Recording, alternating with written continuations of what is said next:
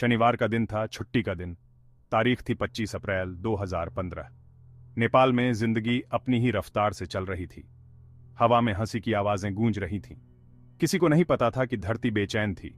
11:56 पर जमीन हिलने लगी। ये कंपन एक भयानक भूकंप में बदल गया, जिसकी तीव्रता थी 7.8 मैग्नीट्यूड। इसका केंद्र गोरखा था, काठमांडू से 80 किलोमीटर उत्तर पश्चिम में। झटके बांग्लादेश, भारत और तिब्बत तक महसूस किए गए। नेपाल ने इसकी विनाशकारी शक्ति का सामना किया। राष्ट्र इससे बेखबर था। ऐसा लग रहा था जैसे भूकंप कभी खत्म नहीं होगा। उन डरावने सेकंडों में नेपाली लोगों के सामने उनकी दुनिया बिखर गई। इमारतें ढह गईं, सड़कें धूल और मलबे में बदल गईं। नेपाल में आया यह 7.8 मैग्नीट्यूड का भूकंप पिछले 80 सालों में आया सबसे शक्तिशाली भूकंप था। इसकी कम गहराई ने भूकंप की तीव्रता को और बढ़ा दिया था। भूकंप का केंद्र पृथ्वी के भीतर, वह स्थान जहां कंपन शुरू हुआ, सतह से केवल 8.2 किलोमीटर नीचे था। इस कम गहराई का मतलब था कि भूकंपीय तरंगों को सतह तक पहुंचने के लिए कम दूरी तय करनी पड़ी, जिसके परिणाम स्वरूप कंपन और विनाशकारी रूप से ज्यादा हुआ। इसे समझने के लिए भूकंप से निकलने वाली ऊर्जा दर्जनों परमाणु बमों के विस्फोट के बराबर होने का अनुमान लगाया गया था। इसका असर तुरंत और भयानक था। पुरानी और नई दोनों तरह की इमारतें ढह गईं। प्राचीन मंदिर जो सदियों से खड़े थे, मलबे में तब्दील हो गए। ऐसा लग रहा था जैसे नीचे की जमीन ही पिघल गई हो। कुछ इलाकों में पूरी संरचनाओं को निगल गई। गोरखा जिले में भूकंप का केंद्र घनी आबादी वाले इलाकों के करीब था, जिससे आपदा में बहुत बड़ा जानमाल का नुकसान हुआ। इसके झटके दूर दूर तक फैल गए, जिससे नेपाल के एक बड़े हिस्से में तबाही मच गई। नेपाल की चहल पहल वाली राजधानी काठमांडू खुद को इस तबाही के केंद्र में पाता है। 10 लाख से ज्यादा लोगों के घर। यह शहर इस पैमाने की आपदा के लिए तैयार नहीं था। काठमांडू पर भूकंप का असर विनाशकारी था। ताउजेंडों इमारतें ढह गईं, जिससे लोग मलबे में फंस गए। ऐतिहासिक इमारतें जो सदियों से नेपाल की समृद्ध सांस्कृतिक विरासत के प्रतीक के रूप में खड़ी थीं, धूल और मलबे में तब्दील हो गईं। प्रतिष्ठित धरहरा टावर, एक 9 मंजिला इमारत जो शहर का प्रतीक बन गई थी, मलबे में तब्दील हो गई। काठमांडू का ऐतिहासिक केंद्र दरबार स्क्वायर तबाह हो गया।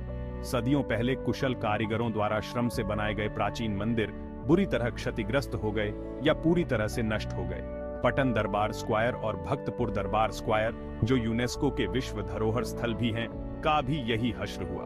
भूकंप ने काठमांडू के बुनियादी ढांचे की कमजोरी को उजागर कर दिया। संकरी गलियां, जो अक्सर ट्रैफिक से भरी रहती थीं, बचाव कार्य में बाधा डाल रही थीं। शहर के भीतर खुली जगहों की कमी का मतलब था कि जब इमारतें गिरने लगीं, तो लोगों के पास जाने के लिए कोई जगह नहीं थी। भूकंप का असर काठमांडू से कहीं आगे तक था।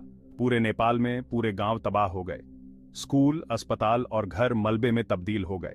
गोरखा, सिंधुपाल्चोक और नुवाकोट जिले सबसे ज्यादा प्रभावित हुए। इन ग्रामीण इलाकों में मजबूत बुनियादी ढांचे की कमी और स्वास्थ्य सेवाओं की सीमित पहुंच के कारण भूकंप का असर और भी बढ़ गया। कई गांव संचार और परिवहन नेटवर्क से कट गए, जिससे क्षति की पूरी सीमा का आकलन करना और महत्वपूर्ण सहायता पहुंचाना मुश्किल हो गया।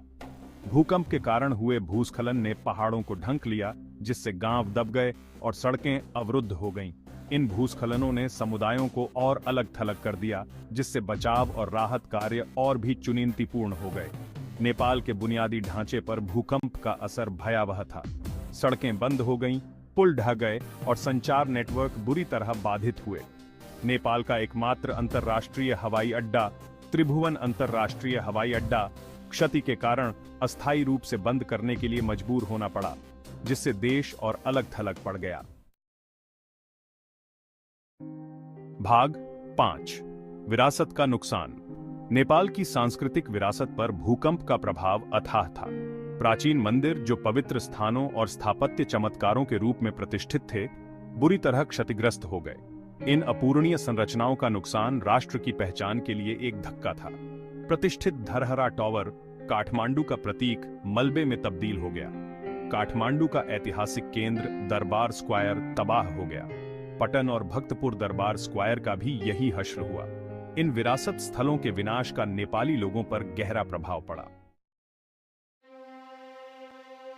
भाग 6, मलबे में दबे। जैसे जैसे धूल जमी, आपदा का असली रूप सामने आने लगा। हर घंटे के साथ मरने वालों की संख्या बढ़ती गई। मृतकों की संख्या 8,800 को पार कर गई। 23,000 से ज्यादा लोग घायल हुए। अस्पताल हताहतों से भर गए थे। भूकंप ने हजारों लोगों को बेघर कर दिया। परिवार अस्थायी आश्रयों में दुबके हुए थे। जान माल के नुकसान ने राष्ट्र को हिलाकर रख दिया। भाग 7, भूकंप की गूंज। मुख्य भूकंप के बाद के घंटों और दिनों में नेपाल शक्तिशाली आफ्टर शॉक की एक श्रृंखला से हिल गया था। इन आफ्टर शॉक्स, जिनमें से कुछ 6 से ज्यादा तीव्रता वाले थे, ने और नुकसान और दहशत पैदा की। आफ्टर शॉक्स ने बचाव प्रयासों में बाधा डाली, क्योंकि बचाव दल को हर बार जमीन हिलने पर अपना काम रोकना पड़ा और इमारतों के ओर गिरने के डर से आफ्टर शॉक्स के लगातार खतरे ने बचे हुए लोगों के आघात और अनिश्चितता को और बढ़ा दिया। लोग अपने घरों को लौटने से डरते थे, भले ही वे अभी भी खड़े हों, इस डर से कि एक और झटका उन्हें गिरा सकता है। आफ्टर शॉक्स ने अतिरिक्त भूस्खलन को भी ट्रिगर किया, जिससे समुदाय और अलग थलग पड़ गए और राहत प्रयासों में बाधा आई। आफ्टर शॉक्स की श्रृंखला ने भूकंप की शक्ति और आगे और विनाश के खतरे की याद दिला दी। यह नेपाली लोगों के लिए बहुत चिंता और अनिश्चितता का दौर था। तबाही और निराशा के बीच नेपाली लोगों की भावना चमक उठी। आम नागरिक, जिनका जीवन आपदा से उजड़ गया था, ने असाधारण साहस और लचीलापन दिखाया। वे अपने नंगे हाथों से मलबा खोदते थे, रसद पहुंचाने के लिए मानव श्रृंखला बनाते थे और जरूरतमंदों को आराम और सहायता प्रदान करते थे। भूकंप ने मानवता को सबसे अच्छे रूप में सामने लाया। वीरता, करुणा और निस्वार्थता की कहानियां खंडहरों से उभरी। पड़ोसियों ने पड़ोसियों की मदद की, अजनबियों ने भोजन और पानी साझा किया और अकल्पनीय क्षति का सामना करने के लिए समुदाय एक दूसरे का समर्थन करने के लिए एक साथ आए। एकता और लचीलापन की यह भावना सबसे अंधेरे समय में आशा की किरण थी। यह मानवीय भावना की ताकत और विपत्ति का सामना करने में समुदाय की शक्ति का प्रमाण था। जैसे ही आपदा की खबर फैली, अंतर्राष्ट्रीय समुदाय ने समर्थन की झड़ी लगा दी।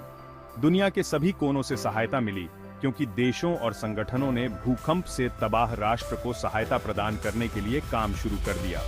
भारत, चीन, संयुक्त राज्य अमेरिका और अन्य देशों से बचाव दल नेपाल पहुंचे, अपने साथ विशेष उपकरण, विशेषज्ञता और मदद करने का साझा दृढ़ संकल्प लेकर। चिकित्सा दलों ने घायलों के इलाज के लिए अस्थायी अस्पताल स्थापित किए, जबकि इंजीनियरों और निर्माण श्रमिकों ने मलबे को साफ करने और क्षतिग्रस्त बुनियादी ढांचे के पुनर्निर्माण के लिए अथक प्रयास किया। रेड क्रॉस, यूनिसेफ और डॉक्टर्स विदाउट बॉर्डर्स सहित मानवीय संगठनों ने जरूरतमंद लोगों को भोजन, पानी, आश्रय और चिकित्सा देखभाल प्रदान करने के लिए अपने संसाधनों को जुटाया। अंतर्राष्ट्रीय समुदाय की प्रतिक्रिया त्रासदी के सामने वैश्विक एकजुटता की शक्ति का प्रमाण थी। भूकंप के बाद नेपाली लोगों को अपने जीवन और अपने राष्ट्र के पुनर्निर्माण के कठिन कार्य का सामना करना पड़ा। चुनी नीतियां बहुत बड़ी थीं, लेकिन उनका दृढ़ संकल्प भी उतना ही दृढ़ था। अटूट भावना और समुदाय की गहरी भावना के साथ उन्होंने पुनर्प्राप्ति की लंबी और कठिन प्रक्रिया शुरू की। भूकंप ने राष्ट्र को उसकी नींव तक हिला दिया था, लेकिन इससे उसकी भावना नहीं टूटी थी। नेपाली लोगों ने अपने साझा इतिहास, अपनी संस्कृति और अपनी आस्था से ताकत ली। वे समझते थे कि पुनर्निर्माण में समय, प्रयास और अटूट दृढ़ संकल्प लगेगा, लेकिन वे चुनौतियों से पार पाने और पहले से कहीं अधिक मजबूत होकर उभरने के लिए दृढ़ थे। भूकंप ने उनके लचीलापन का परीक्षण किया था, लेकिन इसने उनकी ताकत को भी उजागर किया था। आगे की यात्रा लंबी थी, लेकिन नेपाली लोग अपने राष्ट्र के पुनर्निर्माण के लिए प्रतिबद्ध थे, ईंट दर ईंट, पत्थर दर पत्थर। 5 साल बाद 2015 के भूकंप के निशान अभी भी पूरे नेपाल में दिखाई दे रहे हैं। कुछ क्षतिग्रस्त मंदिरों और स्मारकों को श्रमसाध्य रूप से बहाल कर दिया गया है, लेकिन अन्य खंडहर में ही रह गए हैं, जो आपदा के प्रभाव की मार्मिक याद दिलाते हैं। पुनर्निर्माण प्रक्रिया धीमी और चुनौतीपूर्ण रही है, जो नाइनकरशाही बाधाओं, संसाधनों की कमी और तबाही के विशाल पैमाने से बाधित है। हालांकि चल रही चुनौतियों के बीच आशा और प्रगति की भावना भी है। नई इमारतें उभरी हैं, सड़कों की मरम्मत की गई है और जीवन धीरे धीरे सामान्य स्थिति में लौटने लगा है। भूकंप ने भले ही जमीन पर अपनी छाप छोड़ी हो, लेकिन इसने नेपाली लोगों की ताकत और लचीलापन को भी उजागर किया। 2015 का गोरखा भूकंप बहुत बड़े पैमाने पर एक त्रासदी थी, लेकिन इसने स्थायी मानवीय भावना के प्रमाण के रूप में भी काम किया। इसने समुदाय के महत्व, करुणा की शक्ति और सबसे कठिन चुनी नीतियों पर भी काबू पाने के अटूट दृढ़ संकल्प को उजागर किया।